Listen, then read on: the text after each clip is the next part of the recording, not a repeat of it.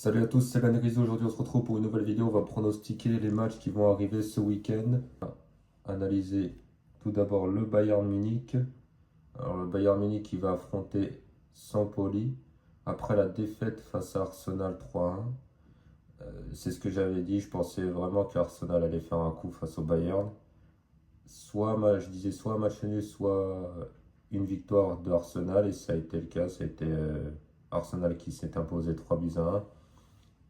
Et sincèrement, pour moi, Arsenal, c'est la meilleure équipe du monde. Mais après, on en reparlera juste après.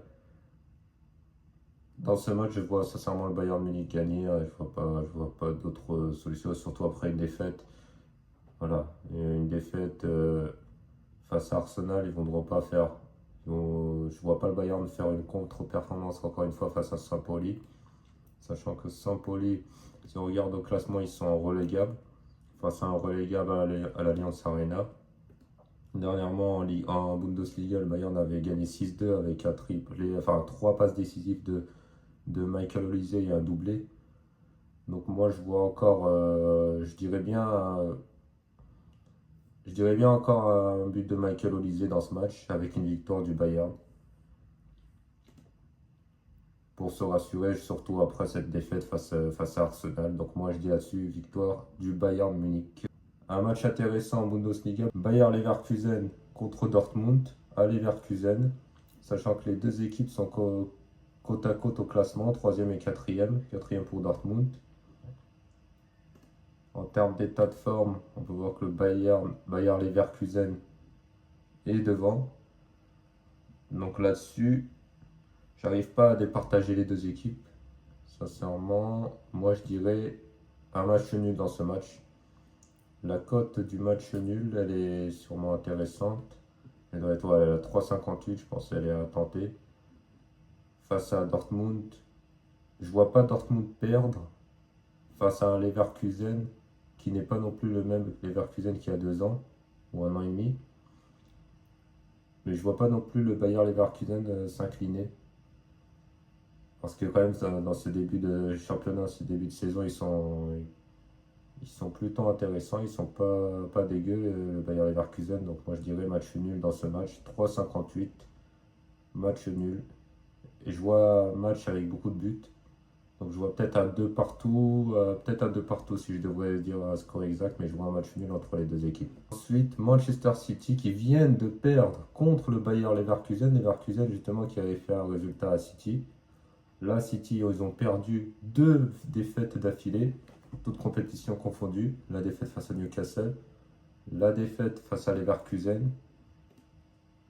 Ça, voilà, c'est pas habituel pour City cette saison. Là. 22 points, ils sont troisième du classement. Moi, je vois une victoire de City. Ils vont se refaire face à Leeds. Je vois pas City faire une nouvelle contre-performance, une troisième contre-performance contre Leeds. Parce que là, on parle quand même de Newcastle et de Leverkusen. Là, face à Leeds, avec tout le respect que j'ai pour Leeds, je pense que City va quand même s'imposer. Dans ce match, je vois pas d'autre issue qu'une victoire de Manchester City. Surtout que voilà, Leeds est sur 3 défaites d'affilée. Et sur les derniers résultats, 1, 2, 3, 4 victoires d'affilée de City. 4 victoires d'affilée, on peut le voir, voilà, même à 7-0 en 2021, ça remonte. Donc voilà, la cote elle est à 1,20 pour Manchester City. Donc moi je vois une victoire large de Manchester City. Barcelone contre Alaves, Barcelone qui a perdu contre Chelsea 3-0 en Ligue des Champions. Sincèrement, moi je pensais pas qu'ils allaient perdre comme ça, qu'ils allaient perdre de cette manière-là face à Chelsea. J'étais surpris. Je l'avais dit dans un short que j'avais mis. Mais dans ce match, je vois quand même le Barça s'imposer encore une fois. Ils ont repris la première place provisoirement avant que le Real fasse match nul. Ils sont à un point. Je pense que malheureusement, le Barça va remonter encore provisoirement avant le match du Real Madrid au classement. Donc je pense que au Barça, au Camp Nou. Donc je pense que voilà, je vois pas le Barça faire une contre-performance contre Alaves en championnat. Donc je vois. Après le Alaves, si on regarde les résultats d'Alaves, voilà, ça perd contre Celta Vigo, ça perd contre Gérone. Je vois pas Alaves battre le Barça. Sincèrement, je vois pas Alaves battre le FC Barcelone, sachant que le Barça a toujours gagné sur ses 5 dernières confrontations. Donc moi, je vois une victoire du Barça large, malheureusement. En Ligue 1, l'Olympique de Marseille qui va affronter Toulouse. Marseille qui a gagné face à Newcastle. Je pensais vraiment qu'ils n'allaient pas gagner. Je ne voyais pas l'Olympique de Marseille s'imposer face à Newcastle, surtout que Newcastle avait battu Manchester City. Et on a vu en première mi-temps, ça a été largement compliqué pour l'Olympique de Marseille.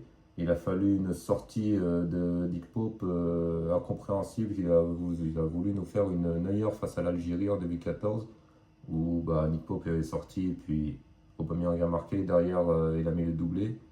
Ces fameux deux buts en 4 minutes. Et après, on a entre guillemets pas reconnu Newcastle. Newcastle n'a pas su remonter au score. L'Olympique de Marseille qui a fait une super performance quand même.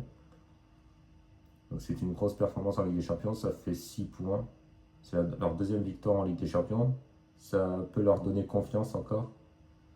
Surtout après le match contre Nice où ils avaient gagné 5-1. Là c'est à domicile au Vélodrome face à Toulouse. Toulouse. Qui, voilà, vous voyez les résultats de Toulouse, 1, 2, 3, 4, 5 victoires, enfin 5 matchs sans victoire pour Toulouse. Donc la cote elle est à 1,55 je crois, voilà, 1,55 pour l'Olympique de Marseille. Le classement, je pense qu'ils sont très bas, voilà, bon, ils sont très bas, non, ils sont 10e, ils sont au milieu, ouais, ils sont avant la moitié du classement, avant le milieu du classement. Donc moi, je donne une victoire de l'Olympique de Marseille face à Toulouse. Je ne vois pas le Toulouse s'imposer au Vélodrome. Quoique ça peut, voilà, 21h05, un samedi soir. Il me semble que c'est samedi, ouais. Peut-être que Toulouse peut nous surprendre, mais je pense pas. Je pense que l'Olympique de Marseille, avec cette victoire en Ligue des Champions et la forme du moment, c'est sûr que pour moi, je n'ai pas de doute que le Marseille va s'imposer et prendre provisoirement la première place face au PSG. Chelsea-Arsenal, comme je l'ai dit tout à l'heure, pour moi, Arsenal, alors c'est le premier contre le deuxième. Pour moi, Arsenal, à ce moment, c'est la meilleure équipe du monde. Ils ont battu le Bayern Munich en Ligue des Champions. Alors il y a aussi le PSG qui rentre dans la discussion des meilleures équipes du monde. Mais au vu de ce que propose Arsenal, le Bayern et le PSG, je suis plus amené à dire que c'est Arsenal la meilleure équipe du monde. Maintenant, dans ce match à Londres, cote à 2,08, je vois sincèrement Arsenal encore une fois s'imposer. Ce que fait Arsenal, alors c'est à Stamford Bridge, donc Chelsea sont en forme en ce moment, ils viennent de battre le Barça 3-0. Moi, je vois pas Chelsea s'imposer face à Arsenal. Je vois pas Chelsea battre Arsenal. Donc, moi, je dis soit, si vous voulez sécuriser, mettez Arsenal au nul. Soit une victoire d'Arsenal. Mais je pense qu'Arsenal, moi, je mettrai une pièce sur, encore une fois, une victoire d'Arsenal. Sachant qu'Arsenal, ils ont quand même fait 2 partout face à Sunderland. Mais dans un grand match comme ça, le premier contre le deuxième, je ne vois pas Arsenal faire une contre-performance. Donc, moi, je vois une victoire, si je devrais dire vraiment un résultat final, ce serait une victoire d'Arsenal. Parce que comme je vous ai dit, ils viennent de battre le Bayern. Ils ont battu Tottenham, leur rival, dernièrement 4-1 chez eux, avec ce triplé de Eze. Je pense que Arsenal va une nouvelle fois s'imposer. Cette fois-ci, ce sera contre Chelsea. Ce sera dimanche. Moi, je vois une victoire de Arsenal face à Chelsea. Et pour terminer, le Real Madrid, qui vient de s'imposer face à l'Olympiakos, va affronter Gérone. Moi, je pensais qu'il allait avoir un match nul. Et au final, Mbappé m'a fait mentir parce qu'Mbappé a pu mettre ce quadruplé, enfin ce triplé en 7 minutes, en 6 minutes 40. Et il a fini par mettre ce quadruplé. C'est pas passé loin du match nul parce qu'il y a eu 4-3. Le Real a failli encore même passer à la trappe.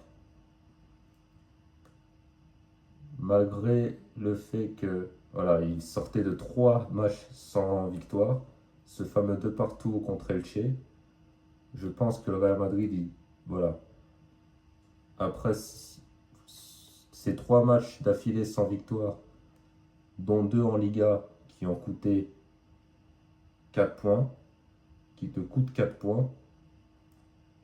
Parce que normalement, théoriquement, ils devraient avoir 6 points. Ils en prennent que, sur 6 points possibles, ils en prennent que 2. Donc il y a 4 points de retard.